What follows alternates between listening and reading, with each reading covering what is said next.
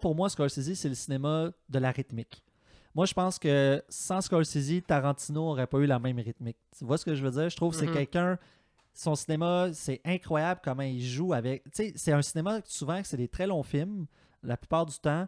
Ça parle beaucoup. Tu sais, les scénarios sont quand même vraiment étoffés. Puis pourtant, à chaque fois que je vois un Scorsese, j'ai l'impression que ça passe comme ça. Moi, je crois que les films prennent toujours inspiration de la réalité et pas le contraire. Ce qui m'intéresse, c'est qu'on parle des choses, que ce soit bonnes ou mauvaises, ça m'est égal. C'est pas de pogner sur le marché, l'art, c'est d'exprimer ce que tu as d'intrigue. What other art form do you create on a schedule? Je dois dire que je trouve que choquer est une qualité. I think it's interesting for an audience to get lost in a different world. You need to know how ideas and emotions are expressed through a visual form.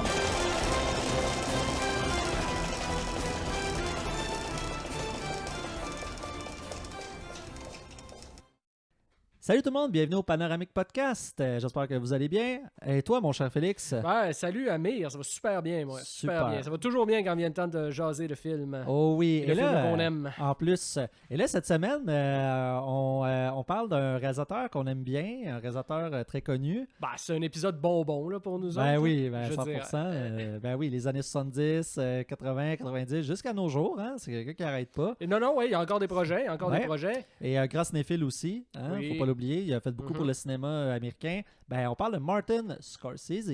Probablement un des cinéastes américains les plus adulés de sa génération. Ouais, il y a très peu de gens qui peuvent être à son niveau là-dessus. Un cinéaste qui a été autant aimé, autant célébré, autant prolifique. Ouais. Qui a aidé beaucoup à la redécouverte de beaucoup de films. Oui, son œuvre quand même est supérieure en fait à son œuvre à lui parce que ça implique, comme tu dis, le fait d'une lutte pour préserver le cinéma. Ouais. Exact. Puis cette semaine, en fait, on vous fait un petit topo Scorsese rapidement, mais le but de l'épisode, en fait, on voulait vous parler de notre top 3 des films de Scorsese, des films qui nous ont marqué, qu'on aime beaucoup, puis pourquoi. Fait qu'on va faire ça rapido, mais on voulait faire ça un peu comme ça fait un peu différent. Je veux pas vendre le punch, mais ça va être bon. Ah ben cool, ben ça on aime ça. Ouais. Fait que là, ben moi je voulais parler aussi de petites affaires avant qu'on parte dans le top 3, on va y arriver rapidement. Moi j'aime beaucoup, il y a quelque chose qui m'a toujours... Ben premièrement, avant de parler de ce que je veux dire, faut comprendre une chose, pour moi Scorsese c'est le cinéma de la rythmique. Moi je pense que sans Scorsese, Tarantino n'aurait pas eu la même rythmique. Tu vois ce que je veux dire? Je trouve que c'est quelqu'un... Son cinéma, c'est incroyable comment il joue avec... Tu sais, c'est un cinéma, souvent, que c'est des très longs films, la plupart du temps.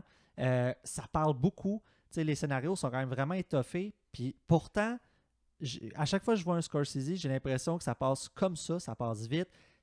Le rythme est incroyable. Déjà, on s'est entendu que c'est rarissime des réalisateurs qui peuvent faire des films de 3 heures puis que tu t'ennuies pas devant. Voilà. Il n'y a pas beaucoup de noms qu'on peut nommer. Hein? Moi, on pourrait en sortir quelques-uns. Léoné, Kurosawa. Il y en a, tu sais. Mais écoute, moi, je pense que j'aurais assez de mes 10 doigts pour les nommer, ces cinéastes-là. Puis Scorsese, il en fait partie. 100%. Et puis, comme tu dis, c'est vraiment un grand... un talent pour la rythmique qui est incroyable. Mais tu sais, on entend souvent dire que derrière chaque grand homme, il y a une grande femme, mais je pense que la grande femme derrière Scorsese, c'est Thelma Schoonmaker. Thelma Schoonmaker, c'est une des plus grandes monteuses de l'histoire du cinéma américain. Et c'est elle qui a monté pratiquement tous ses films, en fait. Ils se connaissent depuis très, très, très longtemps, ces deux-là. C'est intéressant. Et puis, vraiment, la manière dont c'est amené un talent pour pour les enchaînements, pour les transitions qui est incroyable. Ça devient compliqué quand tu regardes un film de Scorsese de juste comme arrêter quand une scène finit parce que tout s'emboîte tellement bien, ça jump tellement. Tu veux tellement savoir qu'est-ce qui arrive après. Non, t'as raison. Et il y a travail d'orfèvre. Ouais, 100%. Il y a une deuxième femme derrière, une femme dont je voulais vous parler juste un petit peu. Catherine Scorsese, qui se trouve être sa mère. Sa mère qui joue dans beaucoup de ses films, qui a joué aussi dans le Godfather.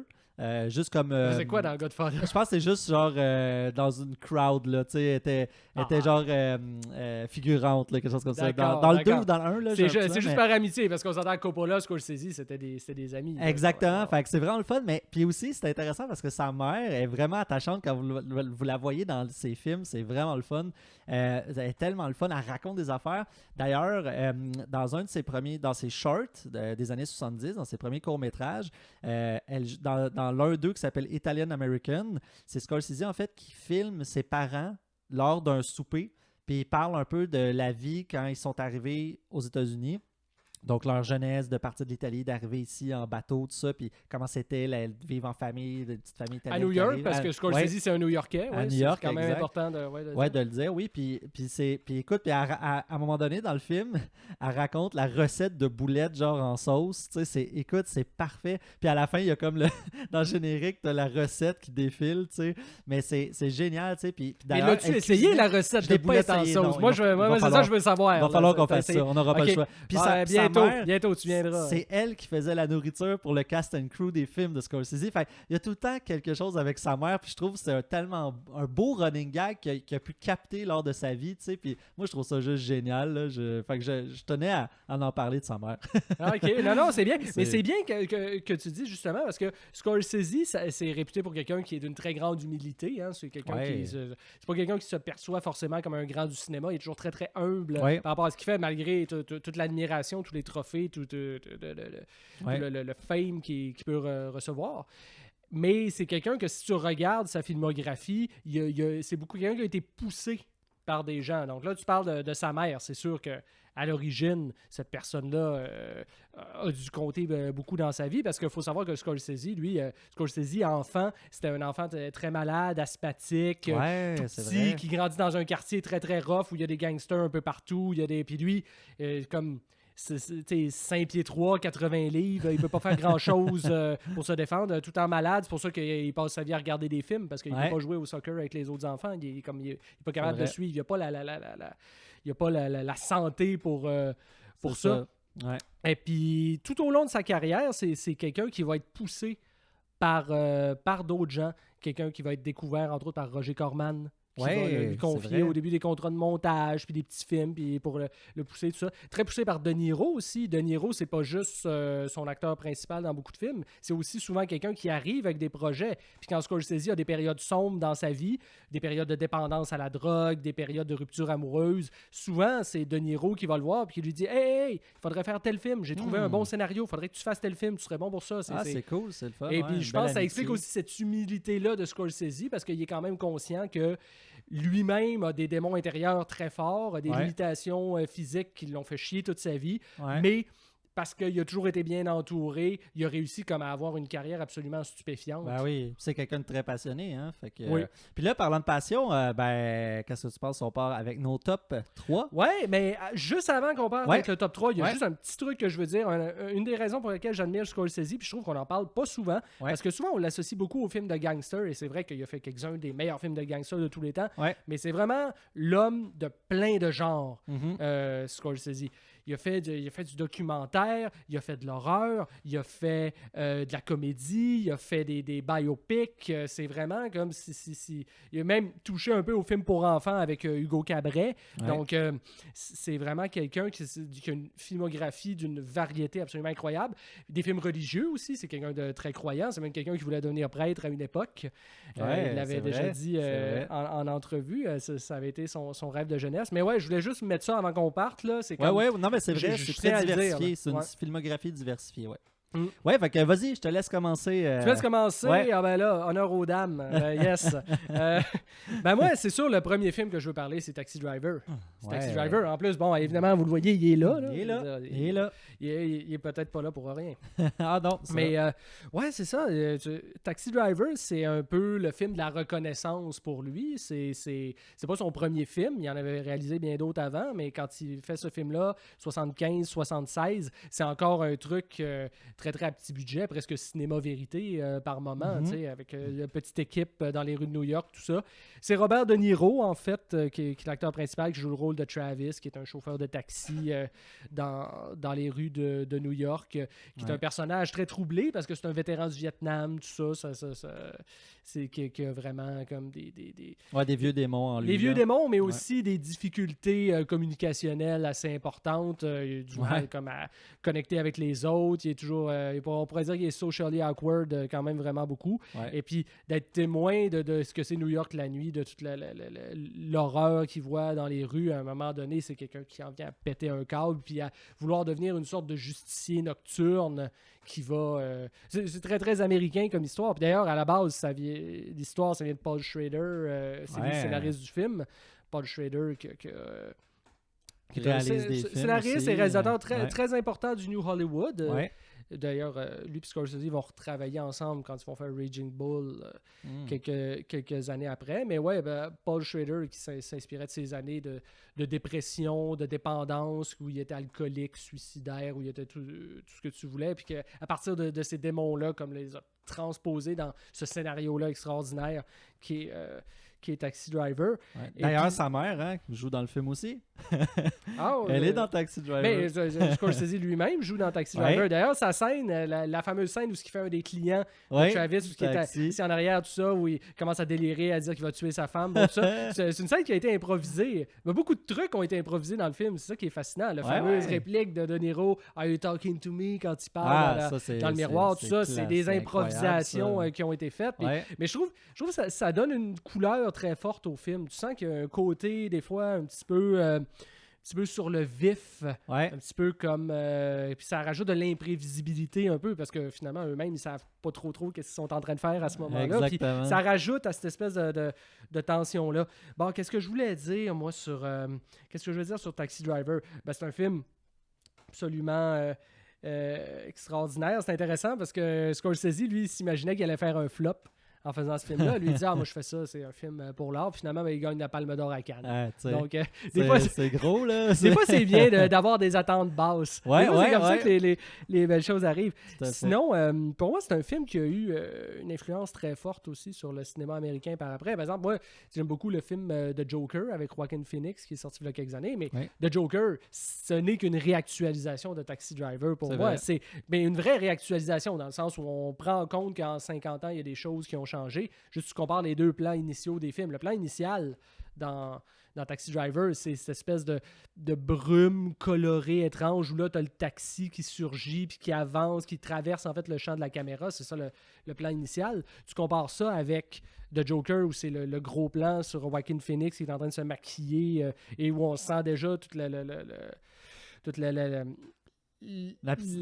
rage, la rage intérieure qui l'habite. Exactement. Moi, je mets en question, je mets en parallèle, tu vois, tout ça, ces deux plans, puis je vois vraiment comme un effondrement graduel de la société américaine qu'on voit là-dedans, parce que tu pars avec le taxi qui est quand même, malgré tout, une fonction sociale, tu es quand même partie d'une société, tu es quand même encore quelque chose, mais qui est pas tout à fait non plus l'ancien western où tu avais le héros au début qui arrivait sur son cheval dans le plan initial avec une grande musique. On est déjà comme dans une angoisse qui est propre aux années 70. Et puis là, tu tombes plus loin dans The Joker où là, tu te retrouves avec... tu trouves vraiment comme... Là, tu es un gros plan sur un personnage qui est en train de devenir fou. C'est-à-dire que là, la société a disparu, tout s'est effondré. C'est vraiment l'atomisation totale de l'individu. Pour moi, c'est ça. Taxi Driver, c'est un film qui s'inscrit, qui respire son époque, qui respire son contexte, mais qui en même temps a eu une influence absolument énorme. Et puis je crois que j'ai dit les principaux trucs que je voulais dire là-dessus. Je peux juste inciter les gens à aller le voir. C'est vraiment un chef-d'œuvre. Très bon film. Parfait. Moi, j'enchaîne avec mon film, un des films que j'aime beaucoup de Scorsese. Justement, 2-3 ans avant Taxi Driver, en fait, 1973, Mean Streets. Oui. Mean Streets, qui est pas mal un de ses premiers, justement, dans le jalon du crime. Justement, la pègre à New York, tout ça. Puis il y a De Niro dans le film, il y a Keitel. Justement, le cast revient. hein. C'est pas pour rien on les retrouve aussi dans Taxi Driver. Mais c'est des gens qui ont grandi dans le même quartier, hein. C'est important de le dire. Ils se connaissent, ils s'étaient ils n'étaient pas forcément très très proches, mais je veux dire, ils se connaissaient depuis tout petit. Là. C'est ça. C'est cool qu'ils aient continué, puis jusqu'à tout récemment, c'est ça que je trouve beau, moi, dans leur amitié, parce que c'est des grands noms du cinéma qui continuent encore de faire pour le cinéma, puis ça, je trouve ça vraiment cool. Non, Main Street, ce que j'aime en fait dans ce film-là, c'est que je trouve que c'est justement les pré-Goodfellas, pré-Casino, tout ça. Puis c'est tout un peu le pré-film de gangster que Scorsese justement est très reconnu pour ces films-là. Fait que il est reconnu à faire ça. Puis moi, j'adore la performance de De Niro en fait dans le film Main Street. Écoute, il paraît tellement jeune. Dans le fond, un peu l'histoire vite, c'est juste un jeune pègreux sans envergure qui essaye de monter les échelons, mais qu'il n'est pas assidu, tout ça. Puis Harvey Keitel, lui, c'est le gars un peu plus placé, il a plus réussi, puis il essaye d'y inculquer la bonne façon, la bonne méthode pour être dans son métier, finalement. Puis tu sais, De Niro, il est juste tellement baveux là-dedans. Là. Il y a des scènes, justement, à la Taxi Driver, puis il te sort des phrases, t'es juste, c'est vrai qu'il est baveux, mais tellement bien réussi comme personnage. Tu sais, il est détestable, mais on l'aime à la fois. Tu sais, non, il y a beaucoup de choses que j'aime dans les films. Tu sais, c'est ça, il y a un côté crados, il y a un côté, tu sais, culture vraiment, c'est ça, l'envers du décor d'une société justement des années 70, tout ça, puis tu le sens dans le film, ça transparaît, puis c'est un film assez intense. De mémoire, je crois qu'il est même coté 18 et plus, là, 18 ans et plus, fait que il y a quand même quelques scènes assez intenses, tout ça, mais c'est un film que j'aime vraiment beaucoup. La première fois que je l'avais vu, il m'avait quand même épaté, ce film-là. Fait que, bref, un film à voir, pas un film qu'on entend souvent parler, mais je trouve que c'est important. Ouais, il est peut-être tombé un petit peu dans l'oubli, quoique les fans de Scorsese connaissent Main Street, on s'entend, mais peut-être le grand public, c'est vrai, le un peu moins. Juste un petit truc que je veux rajouter sur ce film-là, parce que je trouve ça intéressant. Je relisais des entrevues de Scorsese en me préparant à l'émission, puis il disait que lui... Il disait, moi, je pourrais jamais faire The Godfather, parce que The Godfather, c'est un film sur les hautes sphères du crime. Puis il a dit, moi, je peux faire que des films sur ce que je connais. Moi, je suis un petit gars de la base, le petit-fils d'immigrés qui en arrachait, tout ça. Il vient d'un milieu pauvre, en fait. Il disait, c'est pour ça que lui, il peut seulement faire des films sur, justement, les petits mafieux, la petite pègre qui veut réussir, qui veut comme s'élever par le crime. Et puis, c'est Main Street, je pense, c'est vraiment ça, mais ça se voit dans ses autres films aussi. Là. Ouais, 100%, ouais. Fait que, non, c'est ça. Ça y va pour ça. Fait que je te laisse ton deuxième. Mon deuxième, déjà, on change d'époque complètement. Moi, mon deuxième, c'est The Wolf of Wall Street. 2013, je pense que c'est sorti. Oui, il me semble que c'est 2015, ça. En tout cas, je n'ai pas fait mes devoirs. Vous m'envoierez de la haine dans les commentaires. J'ai pas de problème avec ça. Mais bref, je tenais absolument à mettre un des films qu'il a fait avec DiCaprio. Parce qu'on s'entend, il y a comme deux périodes un peu, si on veut. Période De Niro, période DiCaprio. Bon, il a aussi fait des films avec aucun de ces deux-là, mais on s'entend que ça a été ces deux acteurs fétiches. Puis moi, les films avec DiCaprio, là, je les adore. Je trouve vraiment que c'est vraiment... Scorsese a vraiment comme trouvé une maîtrise, une plénitude. Il l'avait avant, bien sûr, mais je trouve qu'il a vieilli comme le bon vin, Scorsese, puis il a vieilli avec les films de DiCaprio, justement. Puis DiCaprio, bon, des grands acteurs de sa génération, mais qui a eu quand même... ça a été une révélation progressive, hein, DiCaprio. On s'entend quand il faisait Titanic puis ces autres films-là, on le prenait pas tant au sérieux comme acteur, j'ai l'impression. C'est le beau bonhomme, là. Fait que c'est pour ça. Là. On lui donne des rôles parce que les filles vont payer des billets pour aller le voir.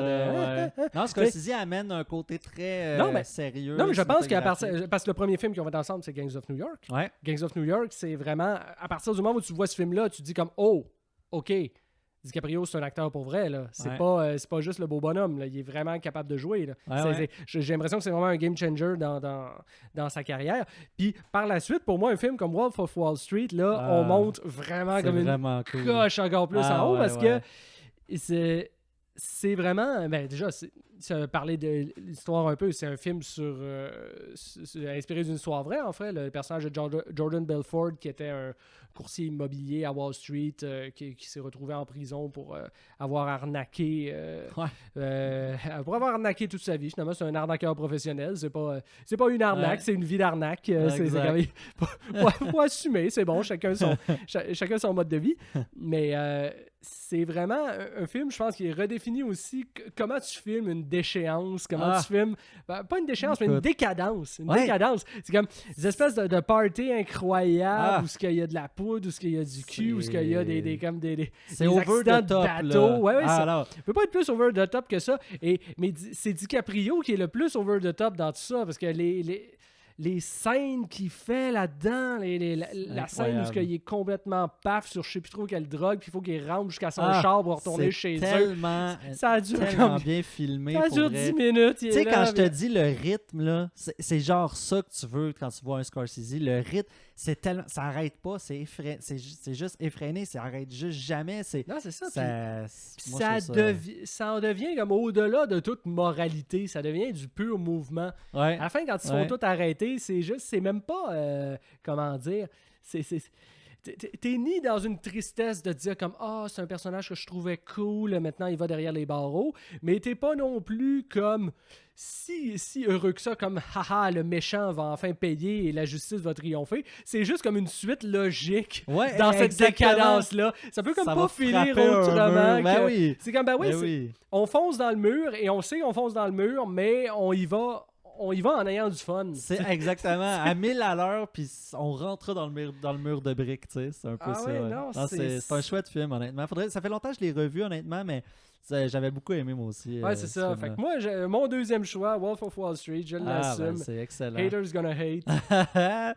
Bon, ben moi, écoute, moi, je suis pas original, en fait. Moi, c'est tous des films de mafia, mais j'aime ça, les films de mafia, qu'est-ce que tu veux. Mais moi, mon deuxième, c'est Goodfellas. Goodfellas, évidemment, je pense que ça serait le premier dans le top de tout le monde. Mais non, moi, j'en ai un autre que je préfère. Mais j'avoue que Goodfellas, c'est très rare qu'on entend quelqu'un qui n'aime pas ce film-là. C'est un film assez, maîtrisé. Je pense que là, on se retrouve justement en 1990. On est comme, disons, milieu de carrière. C'est l'apogée qui arrive. Là, c'est bon. Justement, on a perdu dernièrement Ray Liotta, qui incarnait Henry Hill, qui est le personnage... Le vrai Henry Hill, dans le fond, il est incarné par Ray Liotta, puis des acteurs vraiment le fun, mais c'est comment c'est filmé, comment, tu sais, justement, la scène que souvent les gens parlent, pourtant, c'est pas une scène cruciale dans le film, mais c'est une scène qui veut comme tout dire en même temps, juste le travelling dans la cuisine, tu sais.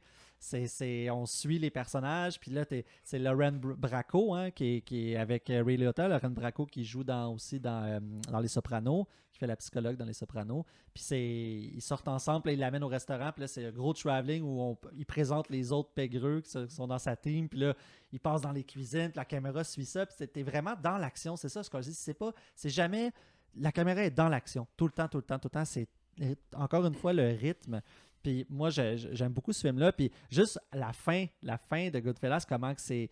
Le gars, il est coincé entre son frère qui mélange la sauce à spag. Il y a les feds sur lui, genre avec des hélicoptères, des avions qui le suivent. Il faut qu'il parte aller chercher ci, aller chercher ça. Le gars, ça n'a juste aucun sens comme horaire. C'est tellement une horaire chargée. Puis c'est comment Scorsese arrive à filmer tout ça, puis à donner du sens à tout ça, puis t'embarques, puis t'es juste comme... T'es essoufflé quand tu regardes un Scorsese. Puis ça parle, puis ça arrête jamais. Puis tu l'entends, tu sais, tantôt je disais, tu sais, sans Scorsese, Tarantino ne serait peut-être pas. Bon, c'est évidemment, Tarantino est très, très bon cinéaste, puis il aurait été capable d'être bon cinéaste sans Scorsese. Mais je pense que ces deux cinéastes qu'on peut justement rapprocher par rapport à ça, il y a beaucoup de paroles. Il y a beaucoup de gens qui vont... c'est très rythmé, c'est dans la parole. Puis ça, ça fait que je pense que Scorsese a amené beaucoup ça. Puis justement, au début des années 90, c'est là que Tarantino arrive. Fait que je trouve que c'est quand tu as envie... Tu sais, il y en a qui aiment mieux voir du cinéma pour le rythme plus lent, pour que l'image parle d'elle-même. Tu sais, moi, je me rappelle, on avait un prof à l'université, lui, il tripait pas sur Tarantino à cause de ça. Fait que j'imagine peut-être qu'il aimait moins Scorsese aussi parce que c'est des cinéastes. Puis quand tu les entends parler en entrevue, Tarantino et Scorsese... Ouais, c'est des mitraillettes. C'est des mitraillettes de mots, de phrases et de mots. Fait que ça se réfléchit très bien dans leur cinéma. Mais tout ça pour dire, dans Goodfellas, je pense que déjà de comprendre que c'est basé sur une vraie crew de mafieux qui existait à l'époque. Bref, mais c'est un film qui est juste génial, des performances. Encore une fois, c'est la montée et la déchéance d'un mafieux. Puis c'est ça, c'est carrément ça. Mais c'est juste qu'il y avait quelque chose dans l'air du temps. Puis encore une fois, Joe Pesci aussi, qui est un acteur incroyable, je veux dire, qu'on retrouve dans plusieurs de ses films, encore une fois, avec De Niro. Oui, mais tu parlais d'histoire vraie tantôt. Tu sais que la scène, sa fameuse scène où il commence à menacer Ray Liotta, puis finalement, c'est une blague. I'm funny out. I'm a clown. Ouais, c'est ça. Ça, c'est parti de quelque chose qui est vraiment arrivé à Joe Pesci. C'est vraiment quelque chose que lui a amené, qu'à un moment donné, il s'était retrouvé dans cette situation-là où il se disait « OK, ça y est, je me fais tuer. » Et puis finalement, non, c'est pas que... Ben, tu vois, encore une belle preuve que Scorsese, dans son approche, il est capable de laisser de la place aux acteurs. T'sais. Ça, c'est le fun. Il y a des acteurs qui aiment ça. Il y a des acteurs qui aiment être très dirigés, puis il y en a d'autres, justement. Scorsese, tu vois qu'il est capable de... Il peut être stiff sur des choses dans son rythme et tout ça, mais en même temps, il aime laisser la chance aux acteurs. Puis on s'entend, c'est pas des petits acteurs là, avec qui il travaille. Fait que ça donne des performances vraiment géniales. Fait que ouais, Goodfellas, évidemment, un grand classique. Puis je pense qu'il faut voir et revoir ce film-là. Fait que le dernier maintenant. Ouais, le dernier, ben écoute, moi je sors des sentiers battus là, avec mon dernier parce que c'est un film qui n'a pas forcément été super bien reçu à l'époque puis qui est jamais cité ou à peu près dans parmi les grands chefs-d'œuvre de Scorsese, mais moi j'adore ce film-là. C'est The King of Comedy. Film qui est sorti en 83. J'ai pas vu ce film-là, malheureusement. Mais il faut le voir, pour vrai, il faut le voir. C'est encore un film avec Robert De Niro, puis c'est encore un projet de De Niro aussi. C'est encore quelque chose qui est lui qui est arrivé avec le scénario qu'il a proposé à Scorsese.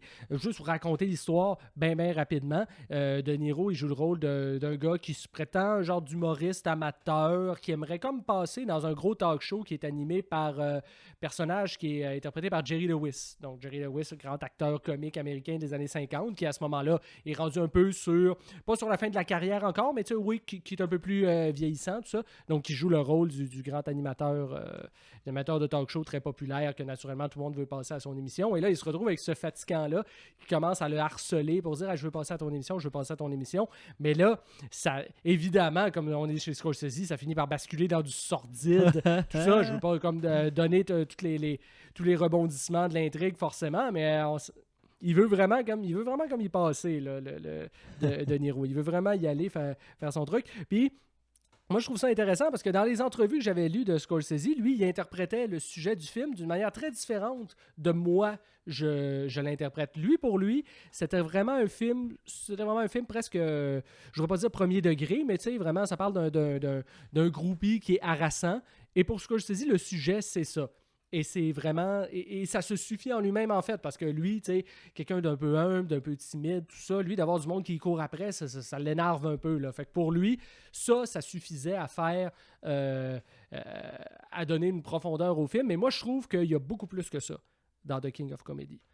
Je pense que c'est vraiment un film qui est un peu précurseur de tout ce qu'on a vu se dessiner depuis 10-20 ans avec la télé-réalité, avec les influenceurs, avec tout ça, c'est-à-dire avec des gens qui deviennent des célébrités, mais non pas peut-être par leur travail, par leur production culturelle, intellectuelle, tout ça, mais qui deviennent vraiment connus parce qu'ils sont connus, puis parce qu'ils sont portés sur une sorte de piédestal. C'est pas leur talent forcément qu'on admire, mais c'est vraiment rendu une espèce de pur vedettariat, si on veut, dans ce que ça comporte de presque... de déplorable un peu. Tu sais, je sais, je suis un peu dur, mais bon... Parce que le personnage principal, le personnage de Niro là-dedans, c'est quelqu'un qui dit toujours « Ouais, je vais être humoriste, je vais être connu, je veux passer... Mais tu te rends compte, en fait, que tu le vois à peu près jamais, en fait, travailler sur son art. Ou il y a même une scène absolument très belle où là, tout d'un coup, il se décide enfin à dire comme « OK, il enregistre des trucs parce que pour se débarrasser de lui, Jerry Lewis lui a dit « OK, envoie-moi une cassette de tes trucs puis je vais l'écouter. » Donc là, il arrive pour enregistrer la dite cassette. Mais au moment où il arrive pour faire ses blagues, il met en background des sons de rire qui sont tellement forts que ça couvre qu'est-ce qu'il dit. Puis moi, juste pour moi, cette scène-là est extrêmement très marquante parce que, enfin, pour la première fois, on se dit comme, bon, tu dis que tu es humoriste, mais vas-tu comme montrer quelque chose ou tu veux juste passer à la TV? Puis le moment où finalement on a peut-être un aperçu de, c'est le moment Scorsese comme sature la bande sonore avec des rires en canne insupportables. Et puis c'est bien intéressant de la manière dont c'est amené tout ça, parce qu'à tout bout de champ, il se fantasme lui-même en train de vivre des situations qui ont rapport avec le fait d'être une vedette, comme de donner des entrevues, un moment donné, comme il fantasme qu'il est en train de dîner avec Jerry Lewis dans un grand restaurant, tout ça, mais jamais en train de faire son œuvre. C'est vraiment comme pour moi c'est ça le cœur du film, c'est que ça décrit comme OK, voici quelqu'un qui veut être une vedette pour les mauvaises raisons. Ouais, c'est ça. Là où je trouve ça, c'est cool, là où je trouve que ça préfigure un peu toutes les choses terribles qui arrivent par après. Et puis je vais conclure sur le fait que ce film-là, ce qui le rend génial, c'est que c'est vraiment De Niro joue un personnage absolument sublime là-dedans, parce que c'est vraiment un être qui est impénétrable. Impénétrable dans le sens où tu finis le film en te demandant, mais c'était quoi ses motivations en réalité? Pourquoi il est vraiment allé jusque-là? T'en viens à te dire, OK, mais tu comprends pas aussi, même si il s'est laissé porter comme par une suite d'événements ou s'il avait planifié son coup d'avance. Parce qu'à un moment donné, il va aller jusqu'à kidnapper Jerry Lewis carrément, mais c'est la manière dont c'est amené, les frontières sont brouillées. C'est quand même pas clair si c'est juste... Est-ce que c'est juste un fou qui fait n'importe quoi ou s'il y a comme une logique derrière? La fin est extrêmement ambiguë de ce film-là. Vraiment, ça prend toute une autre dimension à la fin. Vraiment, pour moi, c'est un film... c'est intéressant. C'est un film que je trouve absolument sublime. Puis c'est que ça déteint aussi sur l'ensemble du film aussi. C'est-à-dire que il y a des scènes qu'on sait qui sont clairement des fantasmes de la part de De Niro. Il y a des scènes qu'on sait que ça se passe dans la réalité. Mais à un moment donné, la frontière entre les deux commence à se brouiller. Puis là, tu te demandes comme, OK, mais ça, est-ce que ça se produit pour vrai ou ça se produit dans sa tête? Et puis, vraiment,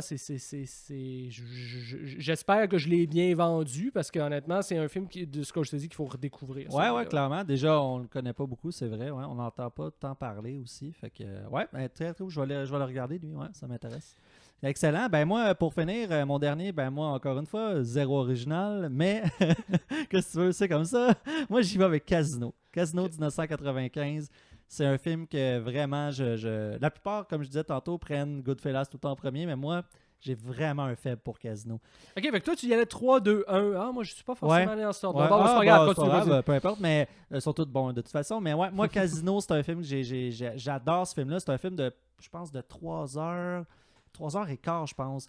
Puis écoute, je l'ai écouté, je pense que je l'ai regardé 2 fois en genre une semaine ou quelque chose de même. J'étais comme, ça n'a pas de sens, ce film-là, j'adore. Les performances des acteurs, l'excentricité, le rythme, l'histoire aussi, qui est basée encore une fois sur des personnages qui ont déjà existé, des vrais membres de la mafia, tout ça. De Niro incarne comme un grand magnat des casinos à Las Vegas. Puis bon, évidemment, Las Vegas, c'est une ville ouverte pour la mafia. Fait que la mafia, par exemple, de Chicago envoyait justement le personnage de Joe Pesci, qui est dans la vraie vie, c'était un mafieux qui s'appelait Anthony Spilotro.